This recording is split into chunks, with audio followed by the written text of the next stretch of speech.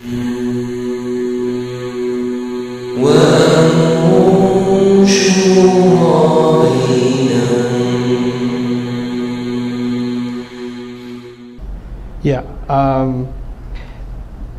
Uncle, my opinion on the matter is, first of all, I respect all organizations and movements and efforts, and including Tablighi Jamaat. I have tremendous respect for them.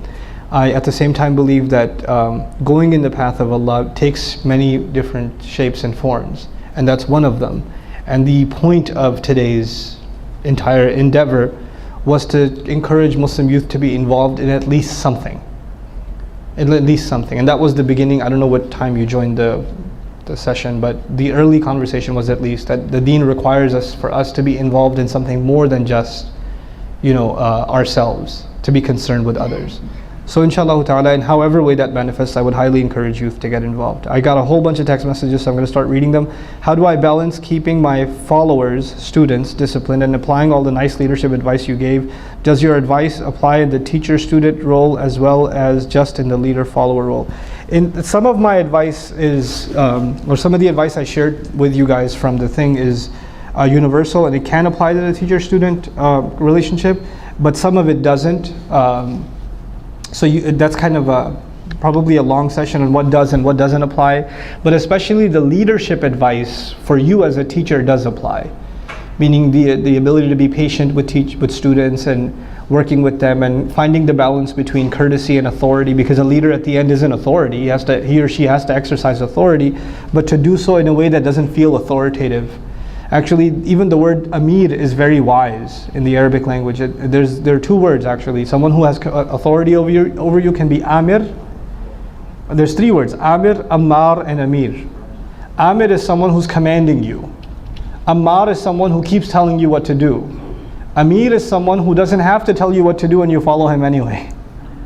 They command authority. It's an ism sifa which doesn't act out. It's not an ism fa'il. What that suggests is they're in that position of authority and they don't even have to open their mouth for people to obey them. That's what an Amir is. So by definition, in the language sense, the word Amir suggests that you don't give a lot of instructions, they're just followed anyway. That's the quality of a good leader. He doesn't have to tell so much what people should do, because out of respect for that leadership, they do it anyway. So developing that relationship of respect takes time, and that's a balance between not becoming too chummy and too friendly with students, and at the same time not becoming too harsh with them either, and finding a very thin line in between those two. And when giving someone genuine advice to make them walk away from haram or introducing Islam to them, or just to correct their wrongdoing, they often have their own beliefs or morals and see you as attacking them. They won't listen to what you have to say even if you are sincere. Is dua the best option then to help them out? Because then you feel you are not helping them, and also you feel sorry for them. Look, telling somebody about what wrong they're doing, you have to be, especially in family, you have to be direct. You can't beat around the bush, but you have to be subtle at the same time. You have to find tact. And at the end of the day, truth hurts. And people are going to be offended. I mean, there's no way around that one. The Prophet ﷺ, there's not going to be a nicer human being on the face of this earth, and his family was extremely offended by Islam. So sorry, that just comes with telling the truth. People's feelings are hurt, and they say things, and they're offended by what you have to say. But you have to maintain a respectful posture, and you shouldn't say those kinds of things advice over and over again. You should find a good time to say it. It works out, it doesn't work out, just let it go. You don't know, when you say something to somebody, maybe they don't respond to you right away, or they respond negatively right away, but the words stick in their mind. And it takes them a year, 6 months, whatever, and then those same words that you said to them clicked. It works, everybody works on their own clock, So you just do whatever best you can, and don't worry about changing people, because that comes from Allah Azza wa Jal. Wow, that's a lot of text messages, guys. Stop it. What advice would you give MSA leaders who are facing bad najwa in their shura or facing different opinions? How would you deal with a shura person who does nothing you ask him to do? How do you establish a leadership volunteer relationship with a friend who may not take you seriously? That's a lot of questions in one line. Well, how can we balance mixed gender MSA without compromising our modesty and not be shameless? Can I serve my parents and spend my life in solitary affairs with just immediate okay, that's okay, I'm gonna stop there. Okay. Alright, so what advice would you give MSA leaders who are facing bad shura? Listen to this series. Hopefully that'll help a little. Other than that, you can't really do much but be patient, because when these kinds of problems exist, you just kind of have to work through them. And if you try to give advice that this is Najwa, I heard a lecture that this is Najwa, and people of Najwa, Surah Mujadala, burn in hell. If you do that, then probably your MSA president days are limited. My advice would just be, that's kind of why I did it also, so that if people give each other these advices, then it becomes personal. But I'm not in any shura. I'm on the outside. So hopefully it's impersonal. And if not, if this one guy says to the other, hey, you need to listen to this, that's also a personal attack. It needs to be like, everybody listen to this, okay? We're all gonna listen to this. So you have to depersonalize it, because criticisms in organizational situations can become personal very, very quickly, and things get ugly. Now, how do you establish a volunteer relationship with a friend? You do not. That just doesn't work. The Prophet ﷺ was best friends with Abu Bakr as-Siddiq radiallahu anhu, and all of a sudden it became a leader-follower relationship. You know how that happened? Because he's the Rasul of Allah sallallahu alayhi wasallam. Other than that, it's very difficult for a friend to be taken as an authority figure. It just doesn't work. It doesn't work. So you want to work with them, fine. You want to work side by side with them, fine. And if they're your friend, just give them very little or nothing. Don't give them work, because it'll ruin either the organization or your friendship. But nothing good will come from it, because it's just those things don't mix very well. Just like you can't be the younger brother and you're the MSA president and your older brother is like the secretary. It doesn't work. You get slapped around at home by him, and then you're gonna tell him to, order the food or something. It's not gonna happen. Okay? The mixed gender MSA thing, I'm gonna do a whole thing on this one. I'm gonna do a whole program called Shame. Just on this. Just on, first of all, how does Quran talk about shame? And where is it compromised for Muslim youth that are religious and that are not religious? There's two kinds of Muslim youth, right? So I want to try to address both of them.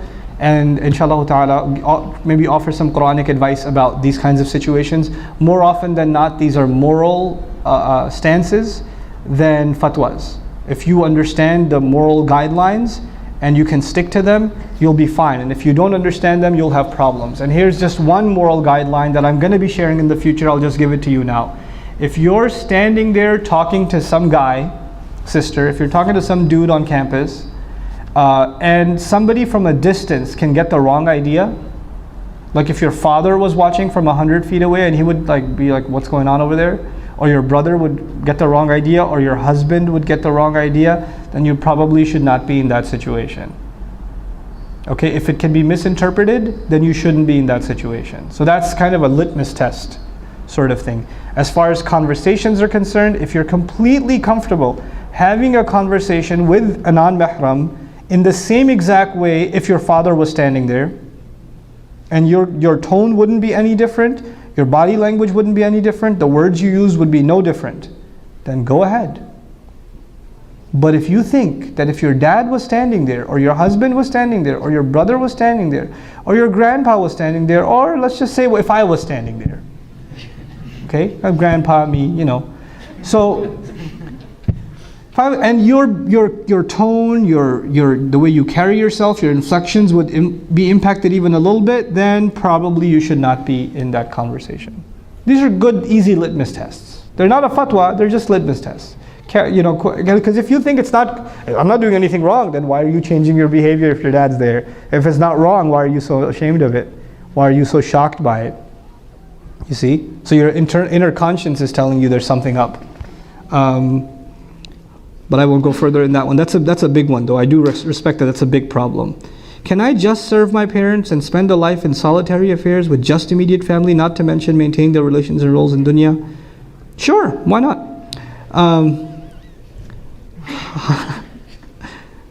What? That's good. If you want to just work on your family, that's work. That's enough work. If that's keeping your hands full, then yeah, don't volunteer at a masjid. Just do that. Can I learn Quran easy? Yes. How can I learn Quran easy? I gave a talk about this yesterday at Plato, and hopefully it'll be up on YouTube. It's called The Importance of Learning Quran, but I actually talked about how to study Quran. That's what I spent my time doing, and I tried to give a roadmap for how Muslims can study the Quran effectively, like milestones and roadmaps, and how we can all be educated in the Quran in a good way, inshallah ta'ala. So hopefully you can benefit from that.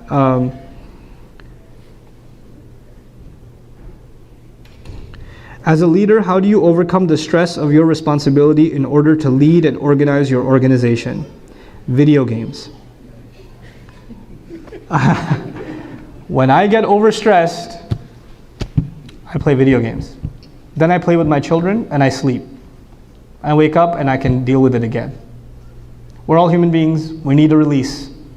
If it's basketball, if you want to like get a punching bag at home, for some people that are very spiritual, dua, qiyam al-layl, those are great. But if you're not into that sort of thing, the chances are you're not, I don't know you, then find some healthy release. You know, and don't overthink it. Don't overthink it. We should be concerned about our role, but we shouldn't be paralyzed by it. We shouldn't be paralyzed by it. This life is about moving on. Life is not about, you know, everybody's got problems, and you know, we all have a to-do list, right? If you took out a piece of paper right now and made a list of things you have to get done, it would probably be a pretty long list. And if you started thinking about getting all of those things done, you'd realize I can't get anything done. There's so much I haven't gotten done. If you made a list of things that you wanted to learn, that you haven't learned, right? You'd be depressed. Like, I haven't gotten anywhere. So you just have to take one day at a time, one problem at a time, and not look at the whole thing. What advice do they give Hifz kids? Kids that are memorizing Quran, you know, they just start out, they start with like Juz Amma, and they do 2 pages and they hold the 2 pages together like this. Then they hold the rest of the Mus'haf like this, and they go. Don't worry about what you haven't done, worry about what you have done. And worry about the next page. That's it. Worry about the task at hand. Khudh ma tafadak. That's it. Otherwise you'll get overwhelmed and you won't be able to carry on. When we serve a community at large for the sake of Allah, how to have a lot of sabr to graduate to the next level? Individually, how can we develop focus and value our deen, especially seeing that we are struggling with work-life balance? I personally believe balance in the life of a Muslim comes from a familiarity and a regular study of the Quran. That's what I personally believe. I personally believe that Quranic studies isn't just an academic exercise, it's the exercise of balance. This book balances all of our priorities. It doesn't let you forget your obligations to your family, it doesn't let you forget your obligations to Allah and to your community, and it keeps you spiritually in check. And I feel that one of the biggest crises of the Muslim Ummah is that we as a people are distant from the Quran. We don't have a personal relationship with the Quran. That's why the talk I gave yesterday I feel is very important. I really usually don't think my talks are important, but I feel that one was.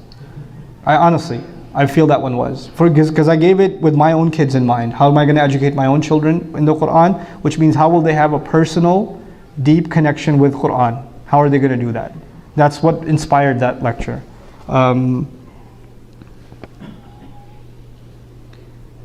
If you know you're right, but you will keep it quiet, and you spelled it quite, for keeping the family together, how important is it to say what is right, or you should keep your silence for the better of the family? There is no such thing as keeping the family together by not speaking the truth. There is no such thing. That's a myth. That's what somebody in the family told you, don't say anything if you want to keep the family together. And that's in your head. Actually, speaking the truth is not going to destroy your family. It's just going to be, unless it's like a really like traumatic secret that the family is holding, then see a counselor, then don't take my advice. But if it's just, you know, your dad's into like a haram business or something and you haven't said anything and you just, Dad, isn't that a little haram? Just slip it in there. Get yelled at, but say it. Say it, at least it's off your chest. Get yelled at 6 months later again and bring it up again. Dad, isn't that a little kind of messed up? That we got a lotto machine at the gas station? Isn't that kind of a little problematic? I mean, I feel bad about it. You know, we're eating halal chicken from haram money. So it's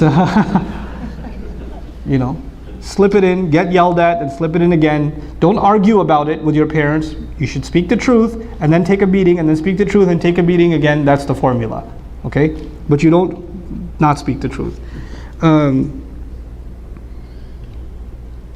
What is your opinion on sisters sharing their knowledge in the masjid vicinity, giving a session or talk like today, where they are usually not invited to speak because only men are usually in the lead to organize and invite speakers who are also men? Now can we take lead in doing work for the sake of Allah and not be prevented from that?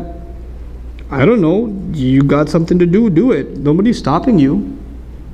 What's this thing over here? What's this? You didn't see this flyer? Look at the person who asked this question. Very important flyer for you. It's a sisters program. Alhamdulillah, my mother-in-law is speaking at that one. But yeah, I mean, sisters should do their own programs. I don't see anything wrong with that. I actually encourage it. And I feel we should have public sister role models for our girls, because there's enough Disney role models for them. Honestly. You know, I was at a program where Irshad Manji was speaking.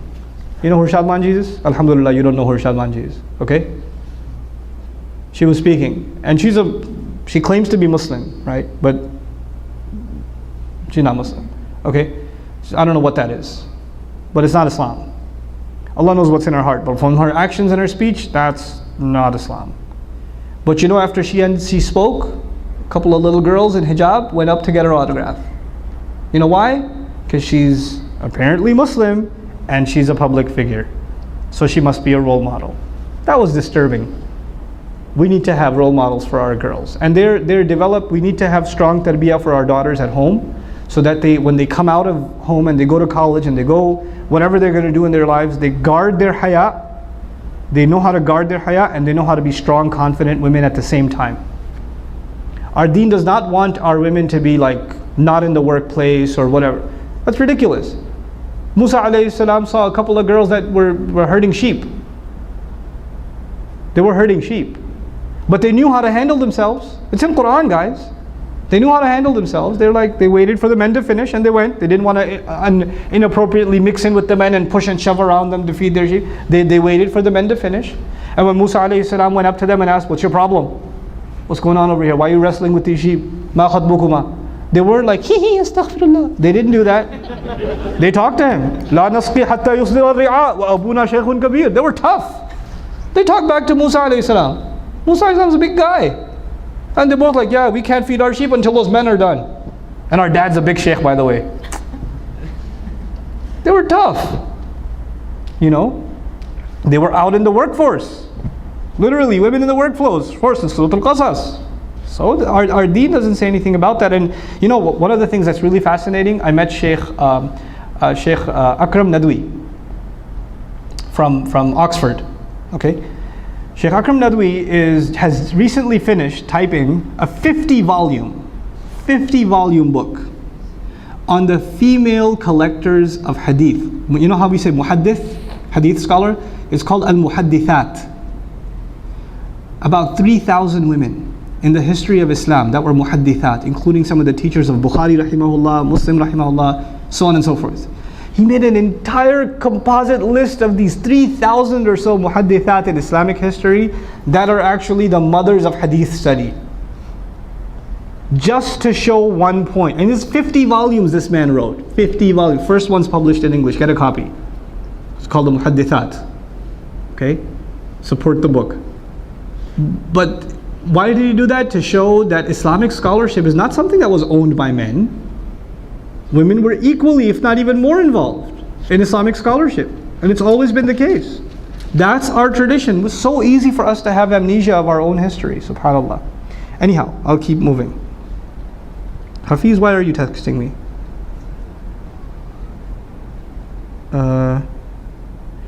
How should one deal with sincerity in public speaking? You have to know yourself. I mean, you have to know why you're speaking, why you're opening your mouth. I admit, speaking can turn into a performance. It can turn into theatrics. But if you're not clear about who you are, and my own personal remedy is two things for myself. I don't know if this is going to work for you, but this for me, I've decided these are my two fixes for my own like attempt at sincerity. One, I have to have close friends that I know that have known me since before I was on YouTube, that are not impressed with me and never will be, that know me for who I really am. Those are your real friends. That aren't there because they aren't your friends because you're a public figure. They're your friends because you played basketball with them back in the day and they scold you. Those are your friends. And they keep you in check. They keep you a human. They don't sit next to me and say, Brother Nouman, I have a question. They don't do that. Yo, pass the chips. They keep you in check. Having elders that aren't impressed with you, around you, keeps you in check. That's, alhamdulillah, my parents. Just, they keep you in check. That's why our relationship with our parents is so important, because it keeps us from being arrogant. They test our patience more than anybody else. As you get older, you will be more irritated with what your father or your mother have to say, and you will have to be patient. That's what keeps you humbled. You don't need a sheikh, you need your parents. Go to your parents, sit with them. Let your mom yell at you. Let her tell you how silly your beard looks, or how your hijab is ugly or something. And sit there and be quiet and don't talk back. That's humble check. So after you give a speech, go hang out with your mom or your dad. I'm not saying my mom does that, she's really nice. But it's really good to have a sound relationship with your parents. And then of course the final fix for me personally is i'tikaf. You have to go and you have to find a place where nobody knows you. Don't give a talk when you're doing i'tikaf. Don't give a halaqah. Just go to be quiet. My i'tikaf this year was Hajj. No talks, no pictures, no assalamu alaikum, nothing. I'm just there to make Hajj. That's it. I'm not there to give a halaqah. I want to disappear. I want to blend in. That's all I want. And if that for da'is, especially my advice for da'is, you have to go to i'tikaf. If you can afford to, go to umrah. And don't go to umrah with a group and advertise it on Facebook. Go by yourself. Don't take pictures there and post them. Go by yourself and come back, and it's your little secret between you and Allah, and that's it. That's what you do. Okay? Last one.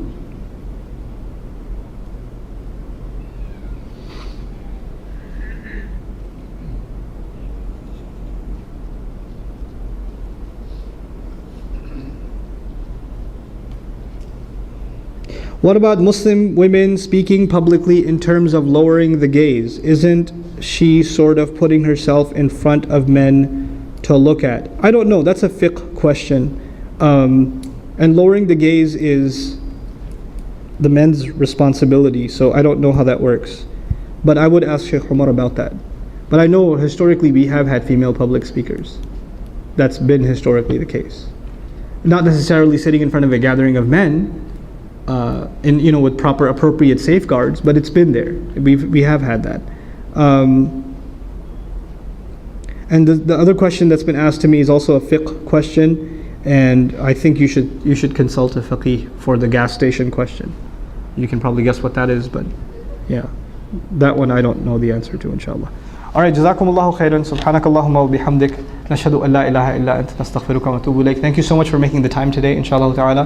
Hopefully sometime soon we can do another series on another Quranic topic. Bi-idhnillah. Barakallahu li wa lakum. Assalamu alaikum wa rahmatullahi wa barakatuh.